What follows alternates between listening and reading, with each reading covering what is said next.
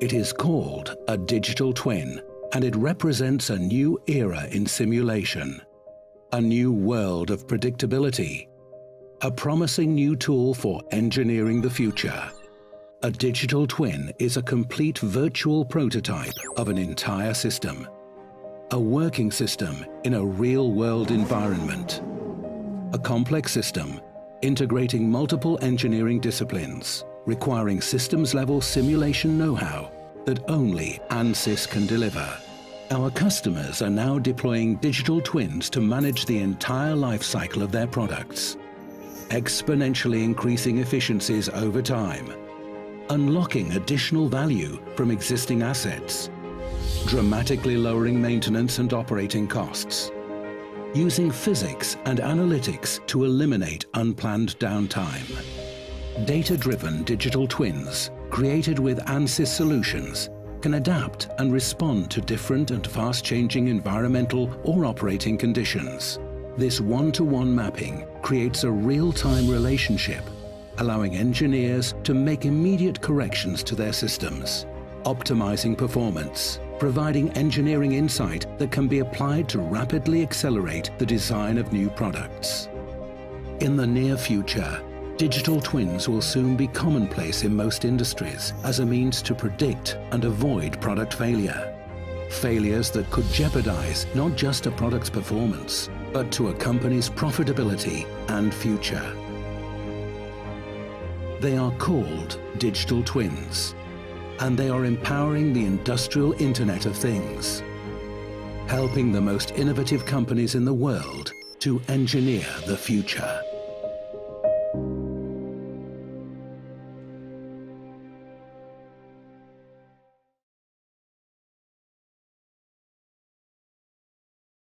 안녕하십니까. 엔시스 19 버전 업데이트 세미나에 참석해 주셔서 감사합니다.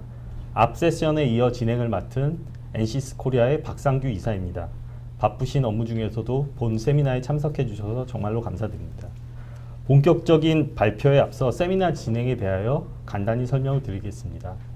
본 세미나는 1시부터 5시까지 4개의 세션으로 진행됩니다. 미케니컬, 플루이드, 일렉트로닉스, 그리고 엔시스 최신 제품에 대하여 소개를 드립니다. 상세한 사항은 본 세션의 어젠다에 대하여 참조를 부탁드립니다. 그리고 또한 세션이 끝난 후 온라인 설문조사를 진행드릴 예정입니다. 온라인 설문조사에 참석해 주신 200분을 선정하여 스타벅스 기프티콘을 드리고 있사오니 온라인 설문조사에 반드시 참석을 부탁드립니다. 지금부터 두 번째 세션인 플루이드 업데이트 세미나를 진행드릴 예정입니다. 발표는 엔시스 코리아의 이정원 과장님과 태성 SNE 김태민 과장님이 진행해 주시겠습니다.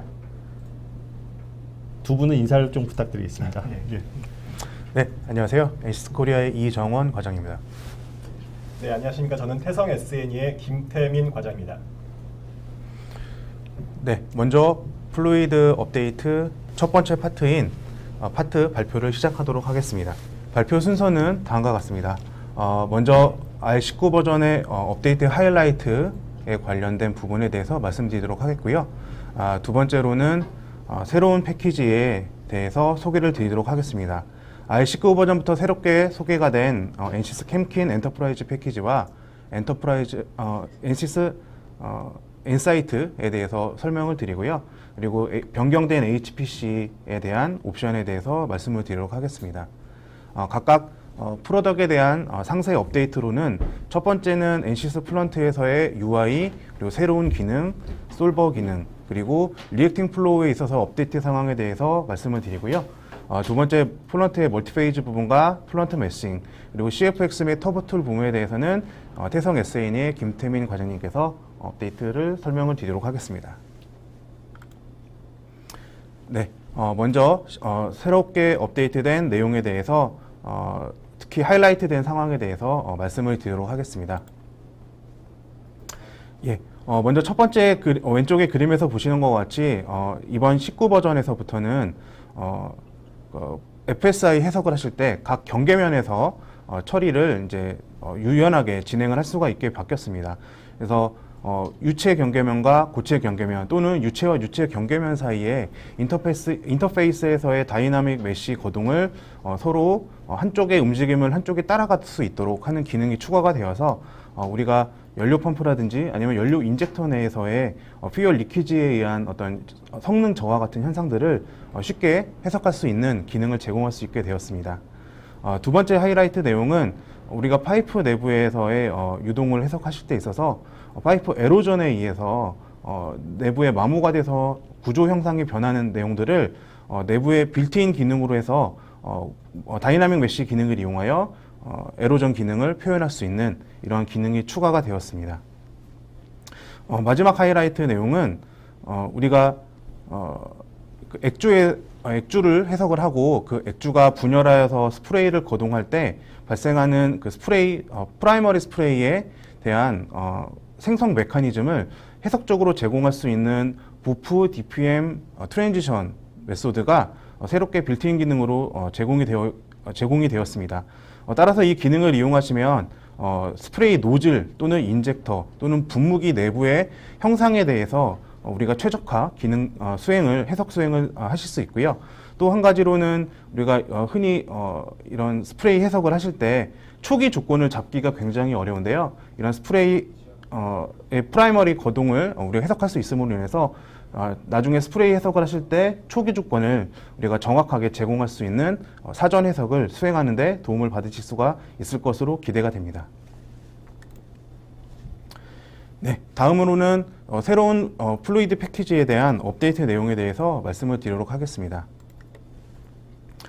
네, 기존의 플루이드 패키지에서는 CFD 프리미엄, CFD 엔터프라이즈 제품군이 있었는데요. 여기에 추가적으로 캠킨 엔터프라이즈 제품군이 새롭게 추가가 되었습니다. 네, 그래서 이 캠킨 엔터프라이즈 제품군은 다음과 같이 캠킨 프로, 그리고 엔시스 포르테, 에너지코, 리액션 워크벤치, 모델 퓨얼 라이브러리와 같은 기존의 케미스트리를 다룰 수 있는 이러한 제품군을 하나의 패키지로서 제공을 해드리고 있고요. 그리고 여기 안에 CFD 프리포스트가 포함이 되어서 해석에 있어서 전처리 또는 포르테에 이용한 후처리 기능을 이제 사용하실 수가 있게 됩니다. 그리고 R19 버전부터는 4코어의 HPC를 사용을 하실 수가 있고요. 이 HPC는 캠킨 프로에서 파라메트릭 스터디를 진행하시는데 이제 도움을 받으실 수가 있게 됩니다. 네, 다음은 그 엔사이트가 새롭게 R19 버전부터 사용을 할 수 있도록 변경이 되었습니다. 그래서 지금 현재는 엔사이트 스탠다드 버전을 사용하실 수가 있고요. 19 버전 라이센스 매니저로 업데이트를 해주시면 엔시스 CFD 프리미엄, CFD 엔터프라이즈, 그리고 CFD 프리포스트 라이센스를 사용할 수 있으신 경우에 이 엔사이트를 이제 사용하실 수 있게 되었습니다. 아직은 완전히 인테그레이트가 되지 않은 상태라서 스탠드얼론 피처로서 엔사이트를 사용하실 수가 있고요. 그리고 기존에 엔사이트의 그 엔터프라이즈 라이센스 버전을 사용하고 계시는 경우에는 그 별도의 라이센스를 그대로 유지를 하셔야 대용량의 병렬 포스트 프로세싱을 수행을 하실 수가 있습니다. 그래서 엔사이트는 보시는 것처럼 다양한 포스트 기능을 제공하고 있고요. 하나의 창 안에서 하나의 화면에서 여러 개의 창을 동시에 표현할 수 있기 때문에 똑같은 해석 결과를 가지고 좀 더 이 해석에 있어서의 우리가 이해를 하는 것을 좀 더 쉽게 할 수 있도록 도와주는 도움을 많이 받으실 수가 있을 것이라고 생각이 됩니다. 예, 이 표는 CFD 제품군에서의 새로운 패키지에 대한 내용을 다시 한번 정리를 해 놓고 있는 표이고요. 각각의 CFD 솔버 그리고 프리미엄 제품군에 대해서 모두 기본적으로 R19 버전부터는 4코어를 기본으로 사용할 수 있게 되었다라는 점 다시 한번 강조를 드립니다.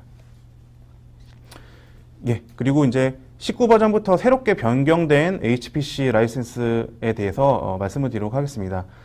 저희 MBU, FBU 제품군뿐만 아니라 EBU 제품군에서도 기본적으로 4개의 코어는 빌트인으로 기본으로 사용하실 수 있게 되었고요. 그리고 새롭게 추가된 캔킨 패키지에서도 4개의 빌트인 HPC를 사용을 하실 수가 있게 되었습니다. 그리고 지난 버전까지는 이제 HPC 팩이 추가됨에 따라서 이제 우리가 얼마나 많은 코어를 사용할 수 있는지에 대한 그 제한 사항이 조금 계산하기가 어려웠는데요. 지금은 좀 직관적으로 바뀌어서 기존의 싱글 라이센스에서 4개의 빌트인 HPC를 사용하는 데다가 거기다가 그냥 추가적으로 필요한 HPC 라이센스 숫자, 사용할 수 있는 HPC 라이센스 숫자를 더해 주시면 이제 직관적으로 사용하실 수 있는 HPC 라이센스 코어의 개수를 확인하실 수가 있게 되었습니다.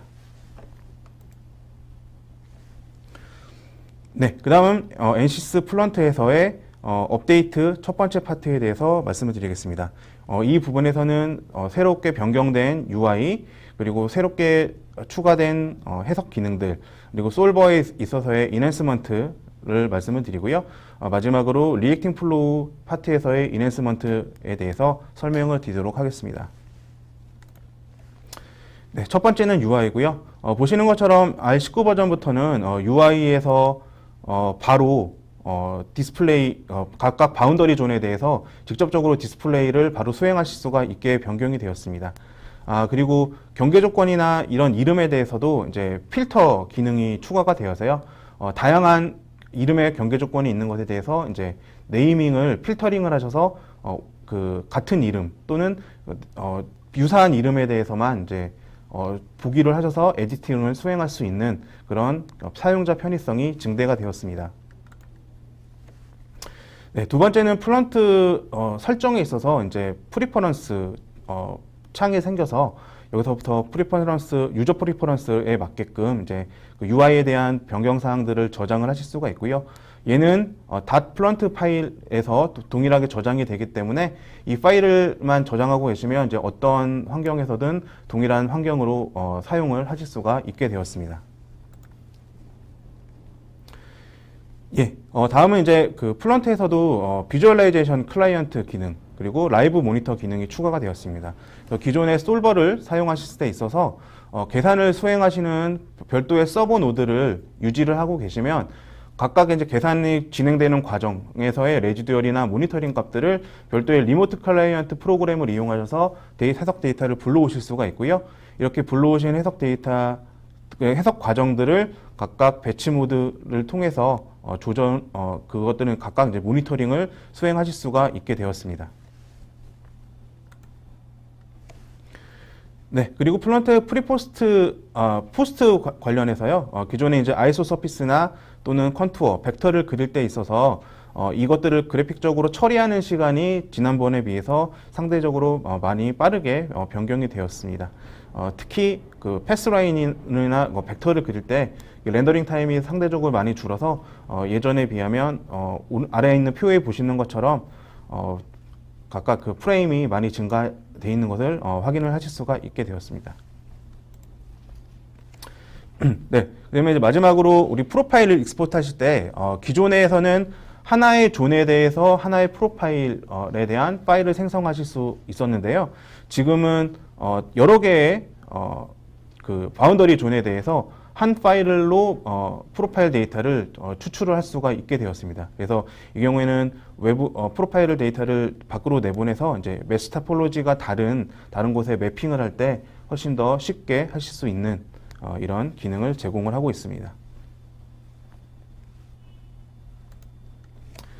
예, 다음은 이제 새롭게 추가된 기능에 대한 설명을 드리도록 하겠습니다. 네, 첫 번째는 보프 DPM 트랜지션 메소드고요. 이 경우는 우리가 기존에 DPM을 이용한 스프레이 모델을 사용하실 때는 그런 스프레이 브레이커 모델들은 대부분 다 세컨더리 브레이크업에 대한 내용들을 다루고 있었습니다. 따라서 우리가 스프레이 노즐의 어떤 형상이라든지 어떤 분사 조건에 따라서 프라이머리 브레이크업이 일어나는 그런 부분들에 대해서는 우리가 알 수 없었죠. 그래서 그런 부분들을 해석적으로 우리가 고안하기 위해서 초기에 액주에서부터 리가먼트가 생성이 되고 그 생성된 리가먼트가 작게 분열이 되면서 DPM가 액적으로 전환되는 이런 과정들을 해석적으로 규명할 수 있는 해석 기술을 본 R19 버전부터 이제 사용할 수가 있게 되었습니다.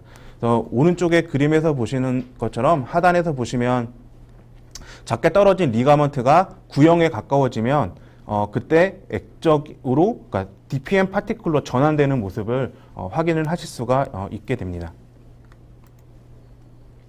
네, 마찬가지로 같은 기능을 이용하여서요, 두 개의 더블 임핀진 제트에 대해서 해석을 수행한 결과입니다. 그래서 두 개의 액주가 부딪혀서 발생하는 인스테빌리티에서 발생하는 스프레이 그 세컨더리 브레이크업으로 전이되는 이런 과정들을 저희가 해석적으로 규명을 할 수 있음을 확인을 하실 수가 있습니다.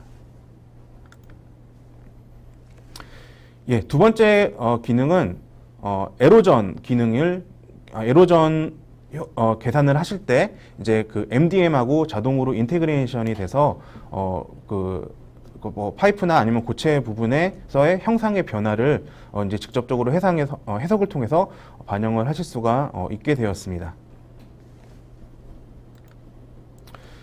예, 그 다음에 이제 저희 SCR 기능을 하셨을 때 이제 기존에 해석을 하신 이후에 새롭게 포스트 기능을 이용하여서 이런 디멘전리스 퀀터티에 대한 리스크 팩터를 계산을 하실 수가 있게 되었습니다. 그래서 기존의 에로전 SCR 해석을 수행하신 다음에 별도의 TOI 커맨드를 이용해서 이런 포스트 프로세싱에 대한 기능을 이네이블 해주시면 그 이후부터는 케미스트리 리스크에 해당하는 뭐 우레아 크리스탈라이제이션이나 우레아 세컨더리 리액션에 대한 팩터, 그다음에 하이드로 다이나믹 리스크 팩터에 해당하는 뭐 필름 디포지션 인텐시티, 그다음에 뭐 각각 그 필름에서의 어떤 히플럭스라든지 벨로시티에 대한 내용들을 이제 포스트 창에서 확인을 하실 수가 있게 되었습니다.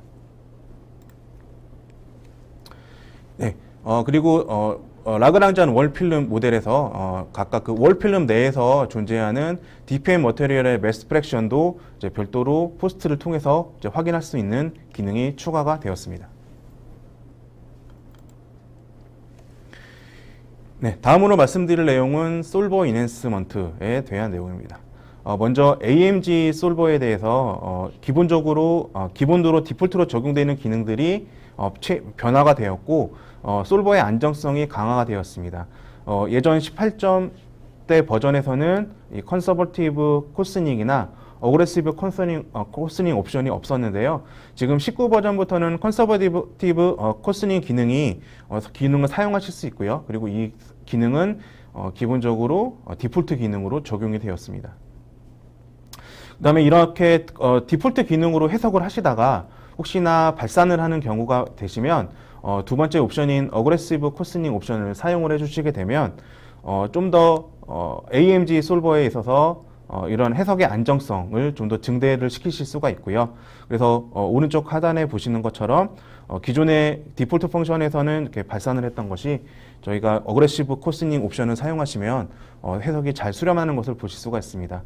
대신에 이 기능을 사용하셨을 경우에는 아무래도 그 멀티그리드 레벨에서 좀 더 깊은 곳으로 내려갔다 올라오는 기능이 사용되기 때문에 어느 정도 해석 퍼포먼스에 있어서의 그 손해는 감수를 하시는 것이 필요합니다. 네, 그리고 새롭게 어떤 해석의 강건성을 높여주기 위해서 추가된 기능들이 본 장표에 나와 있습니다. 보시는 것처럼 시메트릭 바운더리 컨디션을 사용하셨을 때 이제 해석의 수렴성을 좀 더 강화시킬 수 있도록 하였고요. 그리고 초기에 AMG 솔버에서의 간섭이 AMG 솔버가 이제 중재가 들어가서 초기에 있어서 해석의 안정성을 증대시키는 방향으로 진행이 되고 있습니다. 예, 그 다음에 우리가 쉐어 컨디션을 이제 주는 경우에 있어서도 좀 더 해석의 정확성이 증대가 될 수 있도록 되었고요. 따라서 난로 유정장에 있어서 기존의 똑같은 해석 조건에서 약간의 결과의 변경은 존재할 수 있습니다. 만약에 새롭게 19 버전에서의 디폴트 펑션이 예전에 해석됐던 결과하고 많이 차이가 나시면 아래에 있는 TOI 커맨드를 이용하셔서 예전의 디폴트 펑션 기능으로 되돌릴 수가 있기 때문에 특별히 이런 부분에 대해서는 걱정하지 않으셔도 될 거라고 생각이 됩니다. 네, 마지막 솔버 인핸스먼트에 대한 업데이트를 말씀드리겠습니다. 우선 트랜지언트 해석을 하실 때 있어서 로테이팅 존이 존재하는 경우에 기존 버전에서는 없었던 그 예측자 기능이 추가가 되어서요, 해석의 정확도 및 수렴성에 좀 더 강화가 되었습니다. 그리고 우리가 해석의 컨버전스 모니터링 하실 때 기존과는 다르게 레지듀얼 뿐만 아니고 모니터링 포인트 등에 대해서도 이제 컨버전스 조건을 집어넣으실 수가 있게 되었습니다. 네, 다음은 오버셋 메쉬에 대한 기능 강화 부분에 대해서 설명을 드리도록 하겠습니다. 오버셋 메쉬에 있어서 해석 퍼포먼스 및 그 다음에 해석에 있어서의 강건성이 전체적으로 증대가 되었습니다. 그리고 오버셋 메쉬를 사용했을 때 있어서도 유저 디파인드 스칼라를 사용할 수가 있게 되었고요. 그리고 오버셋 메쉬에서도 MRF 존의 기능을 쓸 수 있게 되었습니다. 그래서 오른쪽 아래 그림처럼 싱글 메쉬하고 오버셋 메쉬를 사용했을 때 두 개의 MRF 해석 결과가 거의 잘 일치하는 것을 확인하실 수가 있습니다. 두 번째 오버셋 메쉬 인핸스먼트 기능으로는 우리 믹스처 멀티페이즈 그리고 멀티페이즈 상태 그리고 모델에서 캐비테이션, 증발 그리고 컨덴세이션과 같은 상변화 모델을 고려하는 경우에 싱글 메쉬하고 오버셋 메쉬를 사용했을 경우 두 개의 결과가 거의 잘 일치하도록 기능 개선이 있었습니다. 그리고 마지막 오버셋 메쉬에서는 메쉬 타폴로지를 지정함에 있어서 우리 컴포넌트 메쉬에서 그동안에는 하나의 존만 정의를 할 수 있었는데요. 지금은 여러 가지 셀존을 정의를 할 수 있게 되었습니다. 따라서 각각의 셀존에 대한 소스텀이라든지 하는 것들을 처리를 할 수 있게 되었고요. 그리고 마지막으로 백그라운드 메쉬가 기존에는 필요했었는데 지금은 백그라운드 메쉬 없이 컴포넌트 메쉬들만으로도 오버셋을 수행할 수가 있게 되었습니다. 네, 다음은 디포메이션 메쉬에 관계된 새로운 업데이트 기능을 소개해 드리도록 하겠습니다. 디포메이션 메쉬에서 기존의 FSI 기능을 사용하셨을 때 각각 인터페이스가 non-conformal 인터페이스가 존재하는 경우 각각의 면마다 이제 메쉬 디포메이션이 발생하면 두 개가 오버랩이 되지 않는 문제가 있었는데요.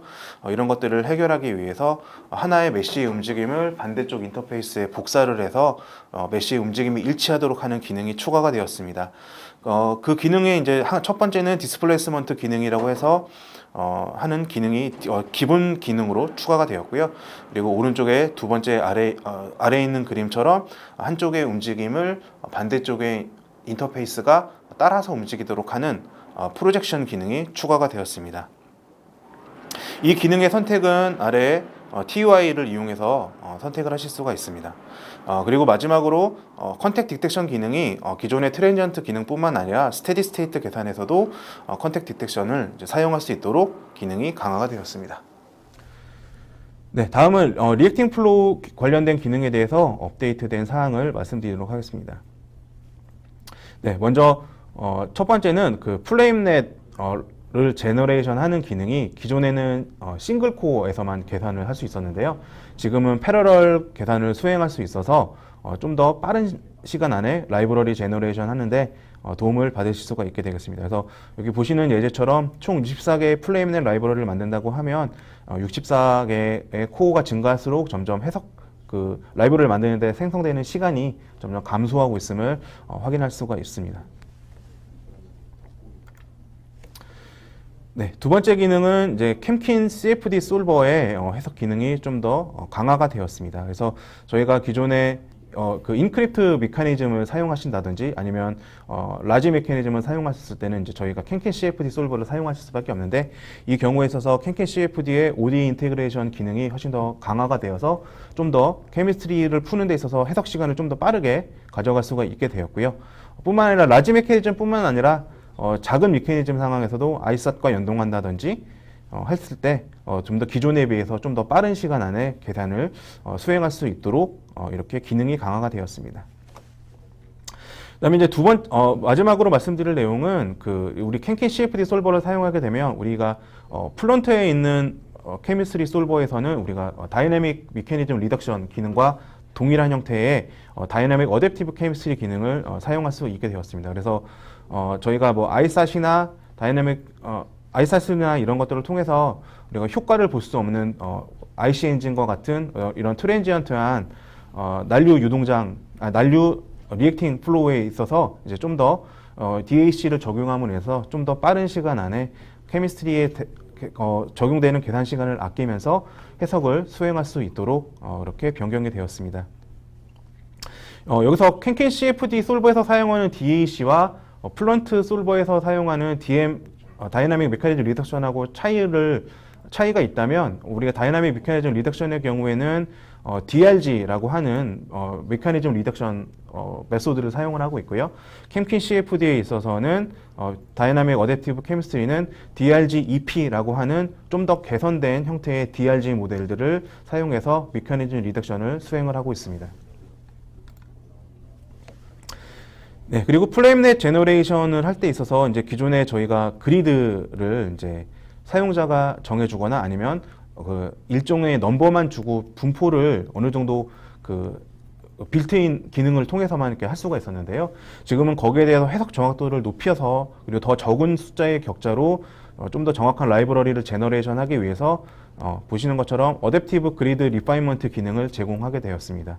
그래서 아래에 있는 표와 같이 기존에 500개의 유니폼 그리드 메쉬를 사용했을 때랑, 그리고 46개의 다이나믹 그리드 리파인먼트를 사용했을 때 보시는 것처럼 다이나믹 그리드 리파인먼트를 사용했을 때가 좀 더 정확한 형태의 플레임 스트럭처를 우리가 라이브러리로서 가져갈 수 있음을 확인할 수가 있게 되었습니다. 네, 마지막으로 말씀드릴 내용은 저희가 이제 그 다이나믹 어댑티브 케미스트리를 사용하게 되면 걔들의 성능이 이제 얼마나 개선되는지에 대한 그 사례가 되겠고요. 보시는 것처럼 미케니즘은 모델 퓨어 라이브러리 2016 버전이고요. 이 미케니즘의 경우에는 총 231개의 화학종을 사용을 하고요. 그리고 화염장 계산에 있어서는 2400개의 격자와 16개의 프로세서를 사용을 하였습니다. 그래서 보시는 것처럼 기존의 캠킨 CFD 솔브만 사용했을 때보다 저희가 이제 다이나믹 케미스트리, 어댑티브 케미스트리를 사용하게 되면 총 54% 정도의 해석 시간의 감소 효과를 보실 수가 있고요. 해석의 정확도 측면에서 보시면 다이나믹 케미스트리를 사용했을 때와 사용하지 않았을 때 두 개의 해석 결과가 거의 일치하는 것을 확인할 수가 있습니다. 그래서 이 기능을 사용하시게 되면 좀 더 빠르게 케미스트리 계산을 수행할 수 있다는 점을 인식해 주시면 좋겠습니다. 네, 다음은 태성 SN의 김태민 과장님께서 이어서 설명해 주시겠습니다. 네, 이정원 과장님 감사합니다. 저는 다시 한번 인사드리도록 하겠습니다. NCS 플루이드 R19에 대해서 계속해서 업그레이드 내용 발표할 태성 SN의 김태민 과장입니다. 네, 앞서 이정원 과장님께서는 이제 전반적인 플루이드 업그레이드 내용에 대해서 말씀을 해주셨는데요. 저 같은 경우에는 보다 세부적인 내용에 대해서 말씀을 드리도록 하겠습니다. 계속해서 플런트 업그레이드 내용을 말씀드리고, 그리고 플런트 메싱, 그 다음에는 CFX에 대해서 소개를 드리도록 하겠습니다. 플런트 같은 경우에는 앞서 이정원 과장님께서 말씀해 주셨던 VUF2 DPM처럼 실제 멀티페이지에다가 상당히 많은 공을 들인 것을 우리가 확인을 할 수가 있었습니다. 이번 R19 버전에서는 그래서 이제 멀티페이지 내용이 조금 많을 수 있는데요. 처음 소개드릴 내용도 멀티페이지 부분입니다. 지금 보이시는 샤프 디스퍼스드 디스크리에이션이라는 거는 일반적으로 우리가 VUF에서 혹은 멀티페이지에서 가장 중요한 부분은 상과 상 간의 인터페이스 처리 부분입니다. 그 인터페이스를 어떤 식으로 처리할 거냐라는 게 가장 중요한 부분 중에 하나인데, 그 부분을 이제 사용자가 정확도를 어느 정도로 요구하냐에 따라서 이제 플런트에서는 여러 가지 스킴을 제공을 하고 있습니다. 하지만 너무 많은 스킴을 제공하다 보니까 오히려 사용자분들께서는 어떤 스킴을 선택해야 되는지 이제 조금 혼란스럽거나 어려워하시는 경우를 많이 봤습니다. 지금 설명드리려고 하는 이 샤프 디스퍼스드 같은 경우에는 사용자가 얼마만큼 그 정도에 따라서 샤프이냐 아니면 디스퍼스드이냐 이 정도만 선택을 해주시면은 플런트에서 자동적으로 스킴을 선택을 해주는 그런 옵션이라고 보시면 될 것 같습니다. 이전 버전에도 분명히 이 옵션은 존재를 했는데, 이번 R19에서 업그레이드된 내용은 기존에는 VUF와 오일러리안 모델에서만 사용이 가능했었는데 이번에는 믹스처 모델에서도 사용이 가능해지게 되어졌습니다. 그 중에서 이제 이 샤프 디스퍼스드 옵션을 선택을 하게 되어지면은 실제 인터페이스 모델링 옵션이라는 것을 이제 그 선택을 하실 수가 있게 되어집니다. 이 인터페이스 모델링 옵션 같은 경우에는 지금 그 하단의 그림에 나와져 있는데 조나이 디스크레이션과 그 다음에 페이스 로컬라이즈 디스크레이제이션 이 두 가지 옵션이 나와져 있습니다. 이 부분 같은 경우에는 이제 실제 여러 개의 상을 그러니까 3개 이상의 상을 이제 그 해석에 하시는 경우에 있어서는 어떤 내가 그 사용자가 실제 존을 정해놓고 미리 정해놓은 존에 대해서 디스크리션 스킴을 다르게 가져가는 경우를 존의 디스크리션이라고 하고, 그다음 페이스 로컬라이즈드 같은 경우에는 3개 이상 상에 있어서 각각의 상마다 어떤 식으로 진행을 할지를 스킴을 정해주는 거를 이 페이스 로컬라이즈드 디스크리션입니다. 우측 하단에 보이는 그림이 바로 페이스 로컬라이즈드 디스크리션을 실행을 한 부분인데요. 지금 보이시는 것처럼 에어, 워터, 그리고 샌드라는 3가지 상을 해석을 할 경우에 있어서 각각의 상 간 인터페이스를 모디파이드 컴프레시브 혹은 세컨드 오더, 포스트 오더 이 3가지 옵션을 선택해서 하실 수가 있습니다. 예시를 보면서 한번 같이 보도록 할 텐데요. 지금 여기 보이시는 그림 같은 경우에, 좌측에 나오는 그림 같은 경우에는 워터와 솔리드를 분리하는 이상 분리기입니다. 보통 저희가 솔리드 세퍼레이터라고 얘기를 하게 되어지는데, 서로 다른 2개의 상을 밀도 차로 인해 가지고 상을 분리하는 부분입니다. 지금 보이시는 것처럼 워터와 솔리드 중에서 최종적으로 워터를 분리하기 위해서 이 부분을 가림막을 통해서 분리하는 부분입니다. 이렇게 실제 외부의 파란색을 보이시는 부분까지는 실제 3상에 대한 해석 진행하는 부분인데, 우리가 실제 이 해석을 보면은 워터와 에어 간의 인터페이스 부분은 상당히 중요한 어떤 팩터 중에 하나입니다. 하지만 솔리드와 에어 같은 경우에는 서로 접촉하는 부분이 없기 때문에 실제 크게 중요하지 않은 부분이라고 말을 할 수가 있는데요.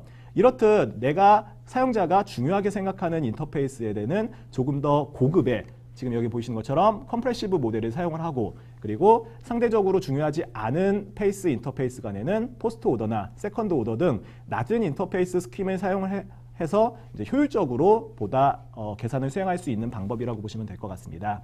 우측에 보이시는 보일링이나 캐비테이션 모델을 보시더라도 실제 내가 이 해석에서 중요한 어떤 팩터인 워터 에어 같은 경우에는 고차 스킴인 컴프레시브를 사용하고, 그렇지 않은 부분은 포스트 오더나 세컨드 오더를 사용한 것으로 확인할 수 있습니다. 다음 같은 경우에는 이제 멀티페이스 부분에 베리어블 타임 스태핑을 사용하는 부분인데요. i18에서도 이 부분이 사용이 가능했었는데 조금 더 기능이 확장된 부분이 있습니다. 보이시는 것처럼 제가 표시한 부분처럼 이니셜 타임 스텝 사이즈라는 부분이 표시가 되어졌는데, 실제 그 과거 18버전까지에서는 저희가 커런트 넘버를 자동적으로 계산하여서 초기에 타임 스태핑이 정해졌습니다. 하지만 이런 경우에 있어서는 이게 자동으로 정해지는 거다 보니까 너무 크게 스텝 사이즈가 정해져서 계산에 불안정을 가져오거나, 혹은 너무 작은 스텝 사이즈를 해서 시간이 너무 오래 걸리는 경우가 있었습니다. 그래서 실제 사용자가 해석에 맞게 이니셜 타임 스텝 사이즈를 정해줌으로써 보다 원하는 해석을 효율적으로 하실 수 있게 되어졌습니다.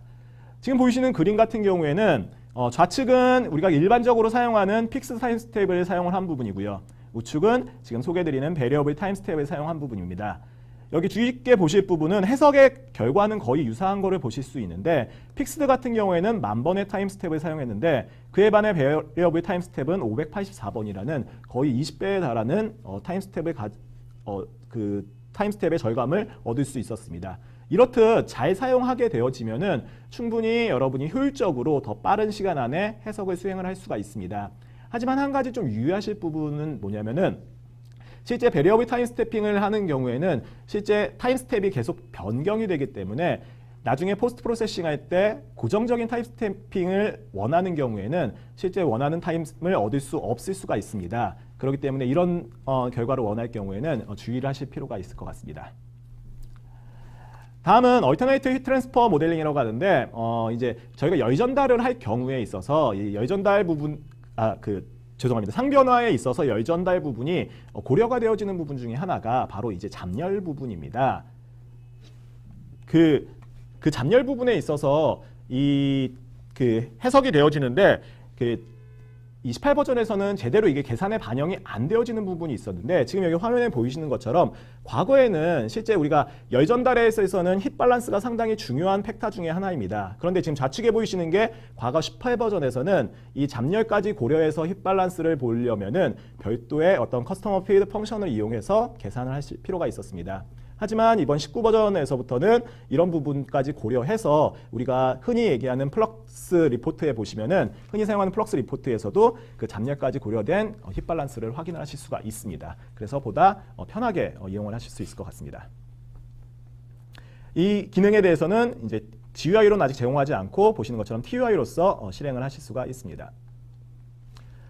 자, 다음은 이거는 어떻게 좀 이제 계산적으로 오류가 있었던 사항이 수정이 된 부분인데요. 과거에 18버전까지 디스퍼스 시스템에서 열전달 부분에서 제대로 이게 계산이 수행이 되지 않는 그런 부분이 있었습니다. 지금 19버전부터 그 부분이 수정이 되어졌는데 지금처럼 디스퍼스가 두 가지 디스퍼스가 분산항이 있고 그다음 연속항이 있을 때 마지막 항에 제공되어지는 게 분산항인데도 불구하고 실제 계산이 수행이 되질 때는 연속항으로서 계산이 되어지는 그런 문제가 있었습니다. 그리고 실제 그 분산항의 다이아미터 설정도 이제 실제 값과 다른 값이 들어가서 좀 다른 결과를 얻을 수가 있었는데요. 한번 예시를 보면서 보도록 하겠습니다. 지금 보시는 그림 같은 경우에는 보시는 것처럼 에어 인렛이 이쪽으로 들어오고 단열 상태, 그 다음에 시메트리 형태고요. 여기 빨강색으로 보이시는 부분이 분산항 그래뉴어 페이스 1 그리고 그래뉴어 페이스 2라는 서로 다이아미터가 다른 두 가지의 그래뉴어 페이스가 존재를 합니다. 그래서 실제 50도씨의 그 온도의 에어가 스테디한 상태로 계속해서 들어가게 되어지면은 두 가지의 그래뉴어 페이스 모두 50도에 이르는 값이 나와줘야 되는데 지금 좌측에 보이는 게 18버전까지의 값의 결과입니다. 보시는 것처럼 하나는 50도로 제대로 나오지만 다른 한쪽은 제대로 이제 결과값을 도출해주지 못하는 그런 문제가 있었습니다. 하지만 19버전에서는 그런 부분이 해결이 되어져서 제대로 50도로 나오는 부분을 결과를 확인하실 수가 있습니다. 이것도 역시 3상 해석 부분인데요. 지금 그림을 보시면은 이게 오일이 이쪽 우측에서 입구에서 들어오고 그 다음에 워터가 좌측 입구에서 들어오고 있습니다.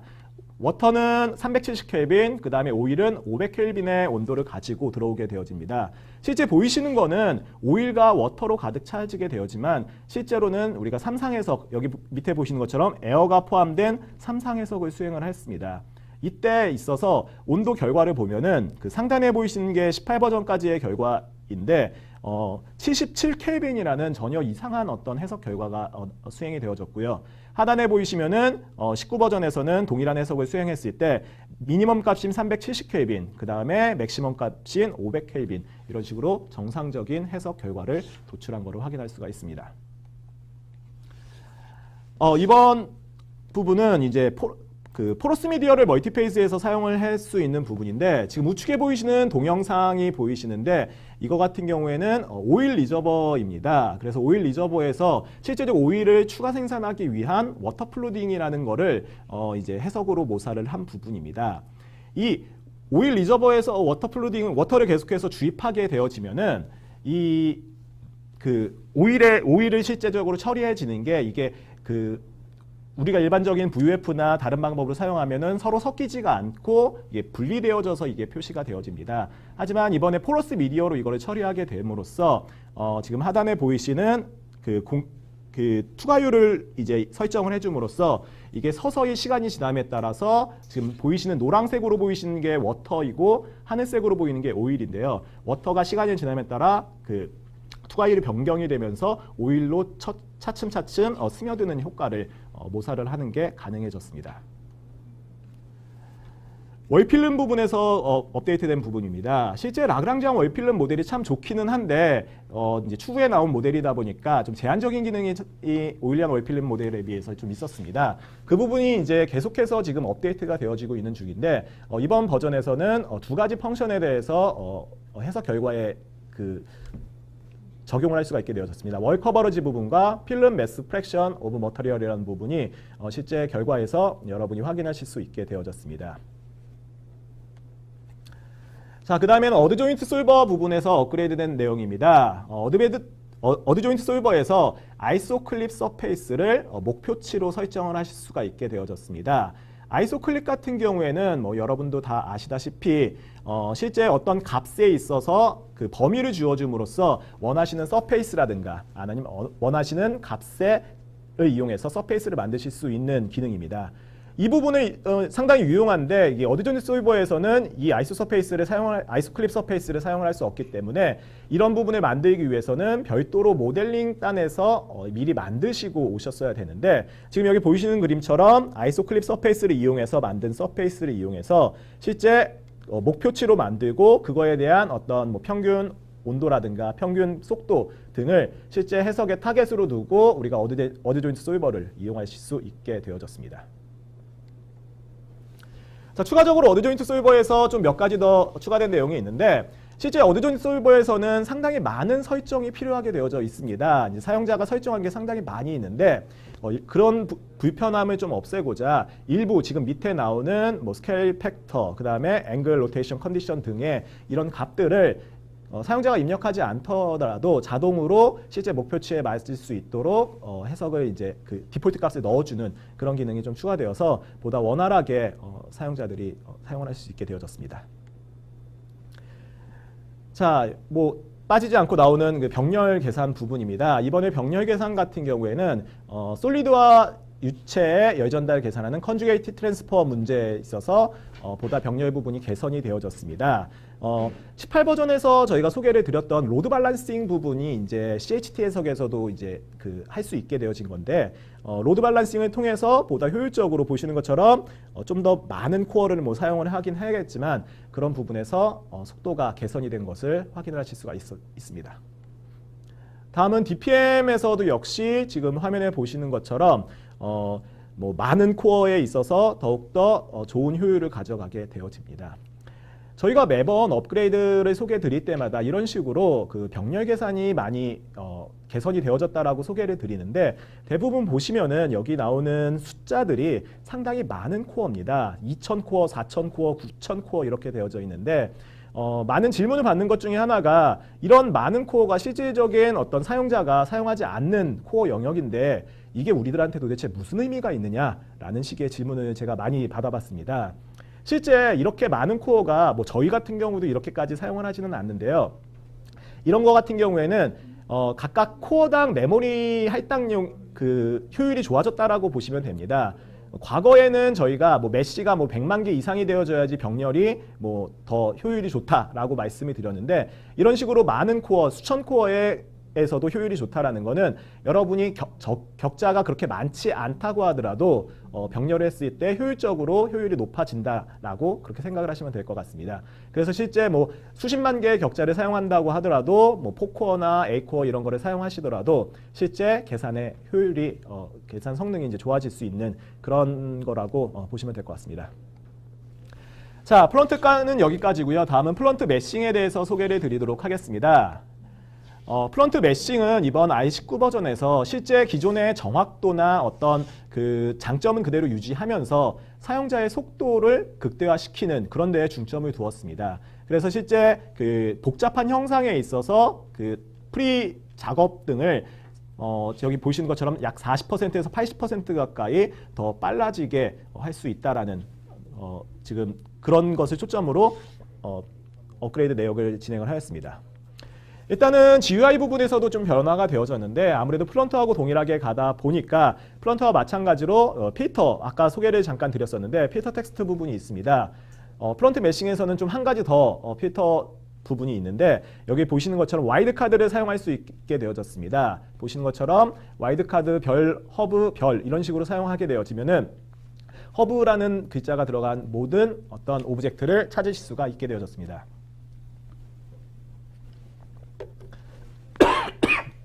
죄송합니다. 자, 다음은 프로그램 컨트롤드 부분에 대해서 이제 되어진 부분인데, 그림을 보면서 설명드리는 게 조금 더 나을 것 같습니다. 과거 보이시는 18버전까지는 각각의 우리 오브젝트를 트리에서 표시를 할 때 그 부분을 이게 상당히 많이 표시가 되어져서 좀 어려운 부분이 있었는데, 지금 쉐어드 토폴라지에 있어서 우리가 쉐어드 토폴라지를 하지 않았을 때와 쉐어드 토폴라지를 했을 때 이런 식으로 쉐어드 토폴라지를 하게 되면은 하나의 오브젝트 형태로 이렇게 표현을 하게 되어집니다. 그래서 우리가 실제 그 격자 연결성이 있는 부분에 대해서는 하나의 오브젝트 형태로 표시되기 때문에 훨씬 더 원활하게 구성을 하실 수가 있게 되어졌습니다. 다음은 플런트와 마찬가지로 유저 프리퍼런스 부분이 파일 안에 옵션이 들어가져 있습니다. 파일에 프리퍼런스를 보시면은 실제 유저 프리퍼런스를 확인하셔가지고 마우스 컨트롤이라든가 아니면 별도의 옵션들, 간단한 옵션들을 조정하실 수가 있게 되었습니다. 그리고 추가적으로 이제 그 플런트 메싱 같은 경우에는 자동화나 이런 부분 때문에 스크립팅을 많이 사용하시는데 새로운 스크립팅들이 몇 가지가 추가되어졌습니다. 여기 보시는 것처럼 어떤 특정 셀존의 내부 페이스 부분을 이제 식별할 수 있는 스크립팅이라든가 아니면은 seal 오브젝트라고 이제 그 이전 버전에 생성이 되어진 게 있는데 그 부분을 식별하는 것 등 몇 가지의 그 스크립팅이 추가가 되어졌습니다. 자, 이번에 플런트 메싱에서 실제 베타 모델이긴 하지만 좀 그 두 가지의 새로운 메시 방법이 추가가 된 거를 기술이 추가가 되어졌는데요. 여기 보시는 것처럼 래피드 옥트리라는 방법과 그 다음에 헥사 폴리라는 방법입니다.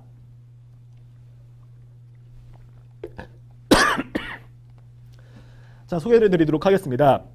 먼저 래피드 옥트리 같은 경우에는 우리가 플런트 메싱에서 올 헥사 메싱을 사용할 때 일반적으로 우리가 옥트리 그 메시 기법을 사용을 했었는데 이 부분이 이름이 변경되면서 래피드 옥트리로 변경이 되어졌습니다. 그래서 래피드 옥트리를 통해서 훨씬 더 이전 옥트리보다 훨씬 더 빠른 그 격자를 넣을 수가 있게 되어졌는데요. 어느 정도 빨라졌냐면 상당히 많이 빨라졌습니다. 여기 보이시는 그림 같은 경우에 실제 래피드 옥트리를 통해서 진행을 한 건데 약 1억 4천만 개의 격자가 지금 좌측, 우측 다 포함이 되어져 있는데 기존 옥트리 격자의 방법에 비해서 실제 95%, 이거는 우측은 93%라는 아주 경이적으로 속도가 빨라진 것을 확인할 수 있습니다. 그래서 이 래피드 옥트리를 이용하시면 훨씬 더 빠른 시간 안에 많은 격자를 여러분이 넣으실 수가 있습니다. 그리고 폴리헥사코어라는 부분인데 이거 같은 경우에는 이제 우리가 폴리 격자라는 거는 많이들 들어보셨을 거라고 생각이 듭니다. 하지만 폴리메시 같은 경우에는 폴리하고 헥사코어를 두 개를 동시에 넣을 수가 없습니다. 바로 이제 헥사코어 부분하고 폴리 부분에 그 겹쳐지는 면 부분이 서로 일치하지 않기 때문에 그러는데요. 그 부분을 이제 해결하고자 폴리헥사코어라는 새로운 격자가 이제 추가가 되어졌습니다. 그래서 당연히 베타 모드를 켜야 되지만 실제 폴리헥사코어를 사용하게 되어지면은 기존에 우리가 테트라 헥사코어를 사용했을 때, 그 다음에 폴리헥사코어를 사용했을 때 그걸 비교를 한 부분입니다. 동일한 해석 모델에 있어서 격자의 수는 거의 50% 정도 줄어들었고요. 그리고 실제 퀄리티 부분이 이제 실제 우리 폴리 격자가 테트라 격자에 비해서 얻는 장점과 동일하다고 보시면 되는데요. 지금 보시는 것처럼 눈에 띄게 퀄리티가 좋아진 것을 확인을 하실 수가 있습니다.